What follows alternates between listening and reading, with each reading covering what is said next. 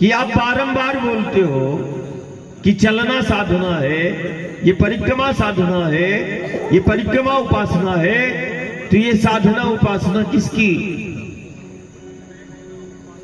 तो मैंने उसको बोला नर्मदा मैया की परिक्रमा, ये साधना, ये उपासना, ये सत्य की आराधना है, ये सत्य की उपासना है, ये सत्य की साधना है। किसकी साधना है? सत्य की। सत्य की साधना है, सत्य की आराधना है। नर्मदा मैया की परिक्रमा सत्य की उपासना है। सत्य ही ईश्वर है। हमने सत्य को ईश्वर कहा। सत्य ही शिव है। सत्य ही वो परम तत्व है। जीव जगत, इस समूचे ब्रह्मांड का जिससे अस्तित्व है, वही सत्य है, वही तत्व है। ये सत्य की आराधना है। ये सत्य की, कोई स्वरूप नहीं, कोई स्वरूप नहीं इस साधना का, केवल और केवल ये सत्य की आराधना है। अब सत्य को तुम जिस रूप और नाम में देखना चाहो तुम देख लो। कोई राम के रूप में, कोई कृष्ण के स्वरूप में, या शक्ति के कोई भी स्वरूप में तुम आराधना कर लो, वो कहलाएगी सत्य की। ये सत्य की आराधना, ये सत्य की साधना, ये सत्य की उपासना है,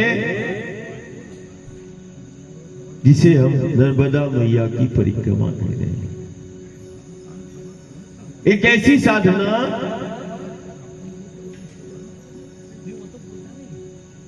जो जीवन को दिशा भी देती है और दशा में सुधार भी कर देती है।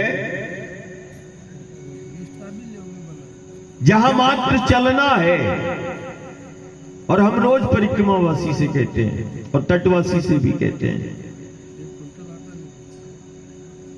आनंद से चलना है, आनंद में रहना है और आनंद से ही मिलना है।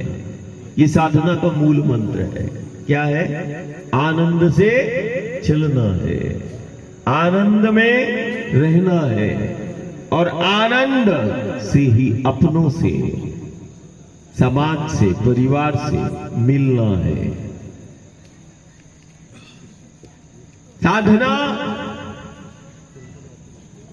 किसी भी प्रकार की हो, कोई भी प्रकार का ध्यान साधना हो, क्या करेगा जीव? मिलना है,